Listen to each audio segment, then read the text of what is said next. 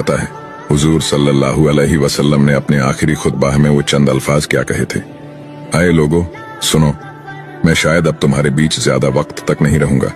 जो भूखे हैं उन्हें वही खाना खिलाना जो तुम खुद खाना पसंद करते हो। गरीब लोगों को वही कपड़े देना जो तुम खुद पहनना पसंद करते हो। बेशक तुम अपने रब से एक दिन जरूर मिलोगे और वो तुम्हें तुम्हारे हर एक अमाल का अच्छा बदला देगा। और जो यहाँ मौजूद है वो ये बातें ध्यान से सुने और जो मौजूद नहीं है वो ये बातें उन तक पहुंचाए। तुम सभी एक आदम की औलाद हो और तुम में से बेहतरीन शख्स वो है जो अपने रब के बताए हुए रास्ते पर चलेगा।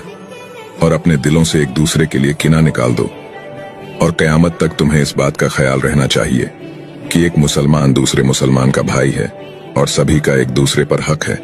और फरमाया रसूलुल्लाह सल्लल्लाहु अलैहि वसल्लम ने, वो चेहरा नूर से रोशन हो जो मेरी कही हुई हदीस सुलेमान अलैहिस्सलाम ना दुआ करने के लिए बाहर निकले, बारिश नहीं हो रही थी तो आप बाहर निकले तो एक चींटी ने अपने पर फैलाए हुए, आप चूंकि जानवरों की बोलियां जानते थे तो चींटी भी दुआ मांग रही कि अल्लाह मेहरबानी फरमा, बारिश अता फरमा। कहत पड़ गया। हज़रत सुलेमान भी सारे लश्कर को लेके बाहर निकले दुआ करने के लिए, तो रब करीम ने फरमाया सुलेमान आप वापस चले जाएं, बारिश हो जाएगी, पर दुआ ना मांगे, आप जाएं।